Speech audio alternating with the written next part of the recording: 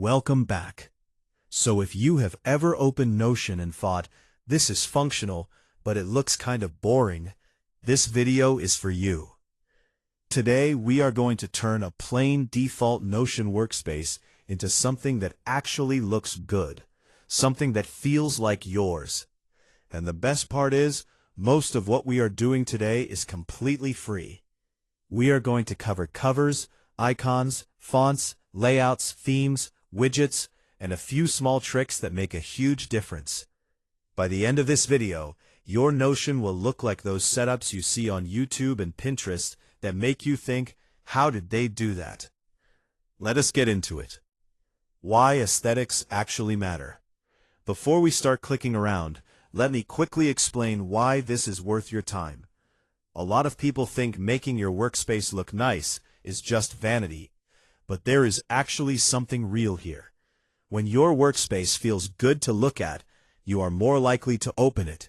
You are more likely to use it consistently, and when everything is visually organized, it is easier to find what you need and stay focused. Think about it this way. If your desk at home is covered in clutter, you avoid sitting there. If it is clean and set up the way you like it, you actually want to work there. Your digital workspace is exactly the same. So this is not just about making things pretty. It is about building a space that you actually want to come back to every day. The foundation, covers, and icons. Alright, let us start with the two things that will immediately transform how your Notion looks: covers and icons. Every page in Notion can have a cover image at the top and an icon next to the title. Most people leave these blank, which makes every page look identical. Changing these two things alone will make your workspace look completely different. Cover images. When you hover over a page title, you will see an option that says Add Cover. Click that, and Notion will drop in a random image. But here is where you take control. Click on the cover image and you will see options. You can choose from Notion's built-in gallery, upload your own image, or paste in a URL from somewhere else. The recommended size for a cover image is 1500 by 600 pixels. That is a wide horizontal rectangle. You want something that fills that space nicely without looking stretched or blurry. For free images, the best place to go is Unsplash at unsplash.com. This is a completely free photo site with thousands of high-quality images. Just search for a mood or theme, like forest, dark, minimal, pink aesthetic, whatever fits your vibe, and download the image. Then upload it directly into your Notion cover. You can also reposition the cover by clicking Change Position and dragging the image up or down so the best part of the photo is visible. Icons. Right next to your page title, you can add an icon. Click Add Icon and Notion will assign a random emoji, but you can swap this out for something much better. The simplest option is to just browse the emoji menu and pick something that matches the page. A books emoji for a reading list, a dumbbell for a fitness tracker, a calendar for your planner. Simple, clean, and free. If you want to go further, you can use custom icons from Flaticon at flaticon.com. This site has thousands of icon packs, many of them free. Download an icon as a PNG file, then upload it as your page icon in Notion. This gives you a much more polished, consistent look compared to standard emojis. One more option that a lot of people love is animated GIF icons. Notion supports GIF files as page icons, so the icon actually moves. You can find free GIFs on sites like Giphy. Just download one and upload it the same way you would a static icon. It adds a lot of personality to your pages. Fonts, width, and dark mode.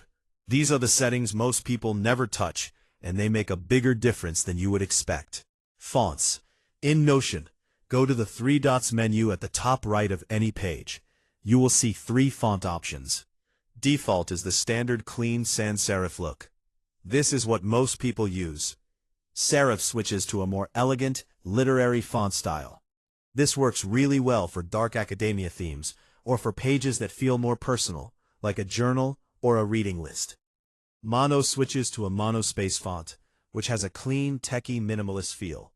A lot of people use this for productivity dashboards or coding notes. Try all three and see which one fits the feeling you want for each page. Different pages can have different fonts, so you are not locked into one choice across your whole workspace. Full width. Also in that same three dots menu, you will see a toggle for full width. Turn this on. By default, Notion keeps your content centered in a narrow column. Full width expands it across the whole screen.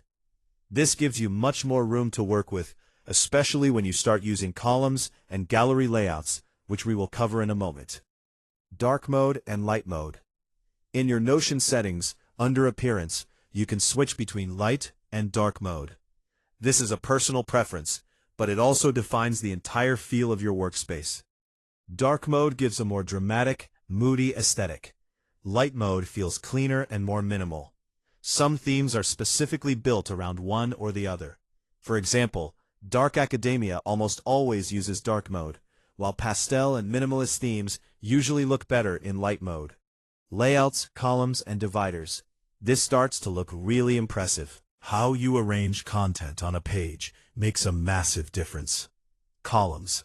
Notion lets you split any page into multiple columns. To create a column, type some content or add a block, then hover over it and grab the 6-dot handle on the left side. Drag it to the right edge of another block, and you will see a blue line appear. Release it there, and you now have two columns side by side. You can keep doing this to create 3, 4, or more columns. This is how people build those dashboard-style pages with different sections sitting neatly next to each other. Dividers. Type a / and then the word divider to drop a horizontal line across the page. This is a simple tool, but it helps break up sections and makes longer pages feel organized instead of overwhelming. Callout blocks. Type / and then callout to create a highlighted box with an icon inside. These are great for important notes, reminders, or featured information. They also work as a design element. If you use a callout block with no text and just change the background color, it creates a visual accent block. This is a subtle trick that adds a lot of polish. Gallery view. If you have a database in Notion, switching it to gallery view is one of the fastest ways to make it look amazing. Instead of a plain list or table, your entries display as visual cards with cover images. To switch, click on the view name at the top of your database and select Add View, then choose Gallery. Then go into the settings and set Card Preview to Page Cover or Page Content. Now each item in your database shows its cover image as the card thumbnail. This works especially well for things like a movie watch list, a recipe collection, a book list, or a project tracker. Aesthetic themes you can try. Now let us talk about 3 popular aesthetic directions and how to actually achieve them in Notion. Dark Academia. This theme is inspired by literature, old libraries, and classical architecture. To pull it off, switch to dark mode. Use serif font. Choose cover images that feature dark tones, books, candles, old stone buildings, or autumn forests. Use the brown and orange text color options for callout blocks. Keep your icons simple, things like an hourglass, a quill, a moon. Minimalist. This one is all about restraint. Light mode, white backgrounds, black text. Use the default or mono font. Choose cover images that are very simple, a plain texture, a soft gradient, or a single object on a clean background. Use as few colors as possible, ideally just one accent color throughout. Let empty space do the work. Pastel or kawaii. This is the soft, cute, cozy aesthetic. Light mode, pastel color accents in your callout blocks and highlights. Use fun emojis or cute icons from Flaticon. Cover images with soft pinks, purples, or blues. GIF icons work especially well here.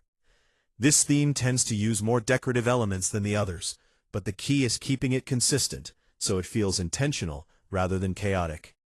Widgets. Widgets are embedded elements that add live information to your Notion pages. Things like a clock, a weather display, a quote of the day, or a life progress bar. The most well-known widget tool for Notion is Indify at indify.co. It is free and lets you create several types of widgets, including a clock, a countdown timer, a weather widget, a habit tracker, and more. You generate a link from Indify and then paste it into Notion using the embed block, which you get by typing / and then embed. Another option is Widget Box, which works similarly and also has a free tier. Important note, some advanced widget options on these platforms may require a paid plan. For this video, stick with the free widgets, and you will still have plenty to work with. A live clock and a weather widget alone add a lot of visual life to a dashboard page. Quick tips to pull it all together. Here are a few final things that separate a good-looking Notion page from a gray one. Use empty space on purpose. Do not fill every corner. An empty column next to a block of content creates breathing room. An empty callout block with a background color becomes a visual spacer. White space is not wasted space. Stick to 1 or 2 accent colors. Pick your colors early and use them consistently throughout your workspace.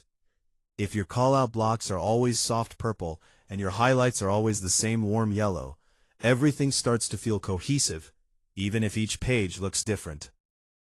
Use quote blocks for visual breaks. Type / and then quote to add a stylized quote block. This is great for putting an inspiring line of text between sections. It adds personality and breaks up the visual rhythm of a page. Cover images set the tone for the whole page, so choose them thoughtfully. If you are building multiple pages in the same workspace, try to pull covers from a consistent palette or visual style, so everything feels connected. And finally, save pages that inspire you as templates. Once you build a page layout you love, duplicate it and use it as a starting point for future pages.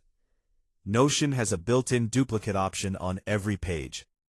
This saves time and keeps your workspace consistent. And that is everything you need to start building a Notion workspace that actually looks the way you want it to.